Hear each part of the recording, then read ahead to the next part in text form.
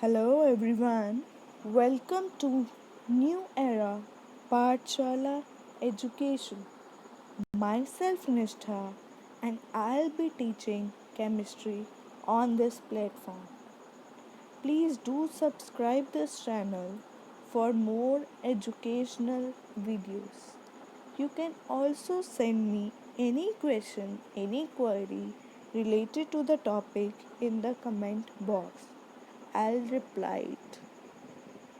And also keep liking the videos and sharing it with your friends.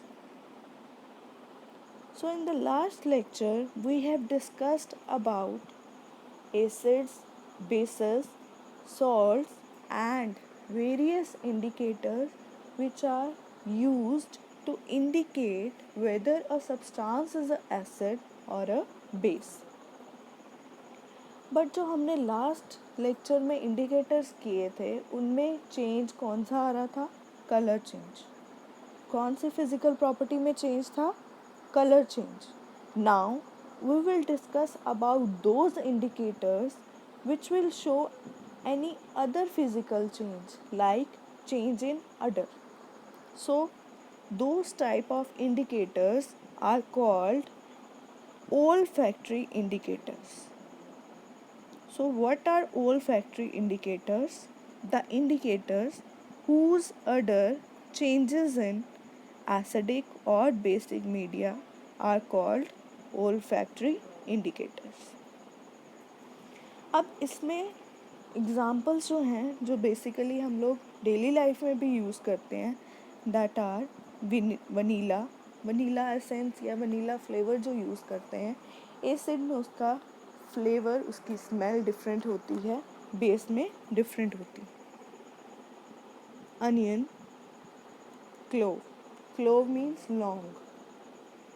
So these three are the examples which we use in our daily life. So how they change the smell and how they are formed, इसमें onion जो है, onion को as it is use नहीं करते. To use as a indicator we have to make onion cloth strips. Now we will discuss how can we make onion cloth strips with the use of onion so that we can indicate with the smell whether a substance is an acid or a base.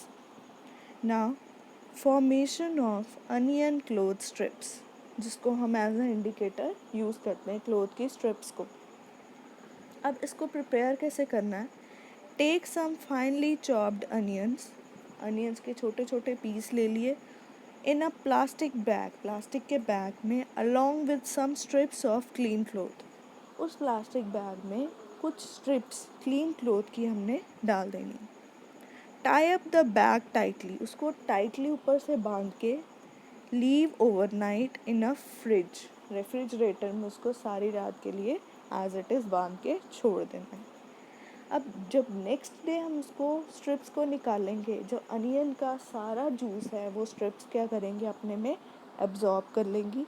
And those cloth strips can now be used to test acids and bases. Similarly clove oil, जो clove है, लौंग का तेल, अगर आप उसको acid में डालोगे वो अलग से स्मेल देगा, अगर आप उसको बेस में डालोगे तो वो डिफरेंट स्मेल देगा. वनीला का भी सेम केस है.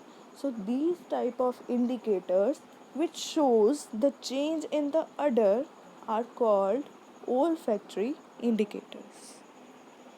Now some examples of acids जो हमने लास्ट एक्टिविटी में भी की थी, HCl, H2SO4, HNO3, hydrochloric acid, sulphuric acid, nitric acid. These are the common acids which we use in our chemical reactions. Similarly, NaOH, sodium hydroxide. Sodium hydroxide is a base. मैंने आपको बोला जो soap है, soap में कौन सा base present होता है? Sodium hydroxide. Soap is prepared with the help of sodium hydroxide, that is a main ingredient in that. Soap का सोपी टच. सो बेसिस ज़्यादातर कैसा टच शो करते हैं? सोपी. सो पे टच होता है बेसिस का. Similarly, potassium hydroxide and calcium hydroxides are also bases. So these are some examples of different acids and bases. Now, after indicators, we will start with the various reactions related to acids and bases. So acid base reactions. इसमें बहुत सारी reactions आपके books में हैं. So हम turn by turn in reactions को with the help of activity explain करेंगे. So first reaction is reaction of acids and bases with metals. जब कोई एसिड या बेस मेटल के साथ रिएक्ट करता है, मेटल कौन सा मेटल होना चाहिए यहाँ पे? Active metal. एक्टिव मीन्स जो रिएक्ट करे उसके साथ. अगर आप गोल्ड सिल्वर जैसा मेटल ले लोगे that is very less reactive, तो उसमें ये ऑब्जर्वेशन शो नहीं होगी इसीलिए. So here we have to use any active metal that are more reactive. हमने रिएक्टिविटी सीरीज़ की थी. उस रिएक्टिविटी सीरीज़ में हाइड्रोजन सेंटर में था. हाइड्रोजन से ऊपर वाले जो हैं सारे दे आर एक्टिव मेटल्स. उनमें से कोई भी मेटल को आप ले सकते हो उसके लिए. उससे नीचे वाले मेटल्स ये रिएक्शन शो नहीं करेंगे because they are less reactive than hydrogen. और यहाँ पे हाइड्रोजन को रिप्लेस करना है. जैसे हमने डिस्प्लेसमेंट रिएक्शन की थी इन द लास्ट चैप्टर, क्या किया था? More reactive element displaces the less reactive. अब यहाँ पे मोर रिएक्टिव होगा मेटल, वो लेस रिएक्टिव हाइड्रोजन को उसके कंपाउंड में से डिस्प्लेस करेगा. सो हाइड्रोजन से ज़्यादा रिएक्टिव मेटल यहाँ पे हम लेंगे. So let us start with acid react with metal, it will form salt and hydrogen gas. सारी रिएक्शन में हाइड्रोजन गैस इवॉल्व होगी और साथ में सॉल्ट की प्रिपरेशन होगी. अब कौन सा सॉल्ट बनेगा that will depend upon the metal and the acid. In the above reaction, here metal displaces hydrogen from acids. अब जो एसिड्स है उसमें मैंने आपको बताया है hydrogen will be present, hydrogen ion will be present. So the metal will displace hydrogen from the acid. अब क्या करेगा? Zinc will take its position and combine with sulphate to form zinc sulphate plus hydrogen. So this zinc sulfate is called salt, which is formed by combining the metal and the remaining part of the acid. Similarly, अगर आप इस reaction को with the base करते हो, so base will also react with the metal to form salt and hydrogen gas. For example, NaOH is a base. It will react with zinc to form sodium zincate, that is salt plus hydrogen gas. So अगर आप किसी भी active metal को acid से या base से react करवाओगे तो हाइड्रोजन गैस ज़रूर इवॉल्व होगी. अब हमें कैसे पता लगेगा कि हाइड्रोजन गैस ही निकली है? हाइड्रोजन गैस को टेस्ट करने का क्या मेथड है? Hydrogen gas can be detected by placing a burning candle near the test tube. जिस टेस्ट ट्यूब में से वो गैस निकल रही है, अगर आप उसके पास बर्निंग कैंडल ले आओगे तो popping sound will be produced. Popping sound से हमें पता लग जाएगा कि ये गैस कौन सी है? Hydrogen gas. So this is a test which you can do to identify whether the gas evolved is hydrogen or any other gas. So ये जो है reaction, इसको हम activity के form में करेंगे. That is also present in your book and it is a very important activity. So इस activity में हमने basically करना क्या है? जिंक और सल्फ्यूरिक एसिड इनको मिक्स करना है एंड वी विल सी कि salt that is zinc sulphate और हाइड्रोजन गैस इवॉल्व हो रही है या नहीं हो रही. So let us start with the activity. In this activity, you can see we have taken the stand, and on the stand we have fitted this test tube. We have put zinc granules. Zinc granules means small pieces of zinc metal, और उसमें हमने dilute sulphuric acid डाला हुआ। अब क्या होगा, यहाँ पे बबल्स क्रिएट हो रहे हैं और ऊपर से हमने इसको बंद किया हुआ है कॉक के साथ। ये कॉक होता है, इसको बंद किया हुआ है कॉक के साथ, और दिस ट्यूब, एक ट्यूब उसके अंदर से जा रही है जिसके थ्रू ये गैस जो होगी बाहर निकलेगी। This tube is called delivery tube that will be use to gas transfer. Next, अब क्या किया हमने, इस डिलीवरी ट्यूब को हमने किस में डाला, सोप सोल्यूशन में। यहाँ पे हमने एक बीकर में सोप सोल्यूशन लिया। अब जब भी गैस कोई सोप के अंदर जाती है तो बबल्स निकलते हैं, और वो बबल्स, सोप बबल्स, जिसके अंदर क्या गैस होएगी, हाइड्रोजन गैस। अब अगर हम यहाँ पे बर्निंग कैंडल लेके आते हैं इसके सामने, इन बबल्स के सामने, burning of hydrogen gas with popping sound, तो ये गैस जो होगी बर्न होएगी विद द कैंडल, और कौन सी साउंड प्रोड्यूस करेगी, पॉपिंग साउंड। सो जब पॉपिंग साउंड प्रोड्यूस होगी तो हमें पता लग जाएगा कि क्या निकला है, हाइड्रोजन गैस। सो इसमें हुआ क्या, जिंक को हमने सल्फ्यूरिक एसिड से रिएक्ट करवाया, हाइड्रोजन इज इवॉल्व हेयर, और ये जो बाकी का सोल्यूशन बन जाएगा that will be zinc sulphate solution. So जो हमने रिएक्शन अभी की थी उसको in the form of activity किया है, और हमने टेस्ट भी कर लिया हाइड्रोजन कैसे टेस्ट करें। So this was the activity based on this type of chemical reaction, that is reaction of acids और बेस विद मेटल। अब यहाँ पे आप एसिड की जगह पे NaOH भी ले सकते हो, सोडियम हाइड्रोक्साइड भी ले सकते हो। अगर वो लोगे तो क्या होगा, सोडियम जिंकेट बनेगा और hydrogen as it is evolve होगी। सो दोनों तरह से हम ये एक्टिविटी परफॉर्म कर सकते हैं।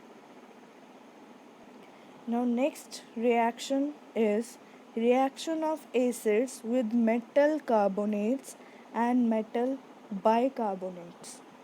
अब किसी भी एसिड को जब हम मेटल कार्बोनेट, कोई भी मेटल का कार्बोनेट ले लो या बाइकार्बोनेट ले लो, उसके साथ जब रिएक्ट करवाओगे, what will be formed, acid react with metal carbonate और bicarbonate to form salt, water and carbon dioxide. Last reaction में कौन सी गैस इवॉल्व हुई थी, हाइड्रोजन गैस। इस रिएक्शन में कार्बोनेट है तो कार्बोनेट में से कौन सी गैस इवॉल्व होएगी, you will remember carbon dioxide. So let us discuss it with the example. We are taking HCl, that is hydrochloric acid, is going to react with sodium carbonate, Na2CO3. It will form salt. With salt will be formed, sodium and chlorine will combine to form NaCl. Water is released and carbon dioxide is released.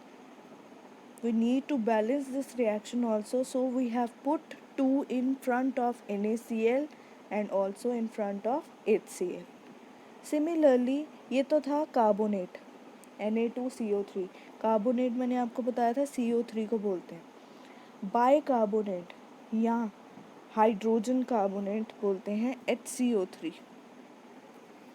जब sodium के साथ HCO3 लगा होगा, अब sodium की valency भी 1 है और HCO3 दैट इज़ बाइकार्बोनेट की भी 1 है, तो यहाँ पे नीचे पैर में 2 नहीं आएगा, दोनों की वैलेंसी जो है 1 है। सो अगर ये sodium bicarbonate react with the acid, it will again form NaCl, H2O and carbon dioxide. So carbon dioxide gas will be evolved when any metal carbonate or bicarbonate are reacted with any acid. In this reaction, carbon dioxide gas is produced which can be observed. अब carbon dioxide को observe करने का method है effervescence. Fizz की आवाज़ जैसी होती है, जैसे कोल्ड ड्रिंक को ओपन करने पे निकलती है, क्योंकि उसमें भी कार्बन डाइऑक्साइड है, तो that noise is called effervescence. वो एफरवेसेंस ऑब्ज़र्व होगी, या अगर आप उसको और डीपली डिटेक्ट करना चाहते हो, you can pass this gas through lime water. Lime water was slaked lime, that is calcium hydroxide. Lime water के थ्रू जब ये कार्बन डाइऑक्साइड पास होगी, it will form calcium carbonate, that is called limestone. और ये white colour के precipitates होते हैं, they are insoluble. अगर लाइम वाटर मिल्की हो गया, उसमें प्रेसिपिटेट्स फॉर्म हो गए, तो मीन्स ये कौन सी गैस है? Carbon dioxide. So these are insoluble white precipitates which will be formed when carbon dioxide gases pass through lime water, and lime water will turn milky due to the formation of these white precipitates. But इसमें एक twist है. अगर आप carbon dioxide को access में पास करवा दोगे, means ये पास एक बार ही करवा दिया, उसके बाद एक्सेस पास हो रही है, फिर क्या होगा? ये इनसॉल्युबल प्रेसिपिटेट डिज़ोल्व हो जाएंगे. कैसे? इसके लिए ये रिएक्शन है. On passing excess of carbon dioxide the following reaction take place. अब ये प्रोडक्ट हमारे लास्ट रिएक्शन में बने थे, calcium carbonate and water. So these products will again combine with this carbon dioxide and it will form calcium bicarbonate. HCO3 means bicarbonate. और ये जो calcium bicarbonate है, it is soluble in water. ये milkiness show नहीं करेगा, it is soluble, तो ये transparent हो जाएगा. सो मीन्स अगर तो कैल्शियम कार्बोनेट बना है, उससे तो मिल्कीनेस आएगी, पर एक्सेस कार्बन डाइऑक्साइड पास करने से क्या होगा? It will again become water soluble. So this is a twist in this reaction. तो कार्बन डाइऑक्साइड थोड़ी सी पास करो, उसको पीछे कर लो, मिल्कीनेस अगर आ गई तो it means carbon dioxide is detected. Now this reaction we will discuss with the help of an activity that is given in your book. This reaction we will discuss. Let us start with, in this activity you can see on a stand we have fitted one test tube, and in this test tube we have put sodium carbonate Na2CO3 and dilute hydrochloric acid, that is HCl. अब होगा क्या? Carbonate और HCl जब combine करेंगे तो क्या बनना है? 3 चीज़ें मैंने बताई थी, salt, water and carbon dioxide. अब सॉल्ट और वाटर ये दोनों तो यहीं पे रहेंगे, डिज़ोल्व रहेंगे टेस्ट ट्यूब के अंदर, पर जो कार्बन डाइऑक्साइड है उसको हम यहाँ से बाहर निकाल सकते हैं थ्रू दिस डिलीवरी ट्यूब. सो हमने इस टेस्ट ट्यूब के ऊपर थिसल फनल भी लगाई है. थिसल फनल का क्या काम होता है? थिसल फनल का काम है ऊपर से थोड़ा थोड़ा लिक्विड जो है नीचे धीरे धीरे टेस्ट ट्यूब के अंदर डाल सकते हैं. तो dilute hydrochloric acid we will add through this slowly in small portions. So through this delivery tube carbon dioxide gas will be evolved, and here we have taken calcium hydroxide, that is lime water solution, and we have passed this delivery tube through this lime water solution. If this lime water solution अगर ये milky हो जाता है, इसमें calcium carbonate के precipitates form हो जाते हैं, इट मीन्स कि ये कौन सी गैस इवॉल्व हुई है? Carbon dioxide. अगर आप इस टेस्ट ट्यूब के ऊपर कॉक फिट नहीं करोगे तो ये गैस जो है सारी हवा में उड़ जाएगी and we will not be able to detect it. So इसको प्रॉपर अपरेटस फिट करना पड़ता है कि टेस्ट ट्यूब को स्टैंड पे लगा के उसके बाद थिसल फनल लगाई, और टेस्ट ट्यूब में हमने पहले ही सोडियम कार्बोनेट सॉल्ट डाल देना है, और थिसल फनल के थ्रू धीरे धीरे डाइल्यूट हाइड्रोक्लोरिक एसिड उसमें स्मॉल पोर्शंस में ऐड करनी है. और इसके अंदर हमने थिसल फनल के साथ साथ एक डिलीवरी ट्यूब भी फिट करनी है जिसके थ्रू वो कैल्शियम हाइड्रोक्साइड के सोल्यूशन के अंदर गैस को पास करवा सकें। और जो यहाँ पे सॉल्ट बनेगा, कौन सा सॉल्ट बनेगा? NaCl, that is sodium chloride. और वो वाटर सॉल्युबल है, तो ये सोल्यूशन जो होगा सारा ट्रांसपेरेंट सा होना स्टार्ट हो जाएगा, because it is easily soluble in water. So this was the activity. These reactions we have discussed today. Up to this, any problem, any question related to the topic, you can send me. And please, please, please do like and share this video and keep watching my video. And the next reaction we will discuss in the next lecture. Till then, bye bye. Thank you so much.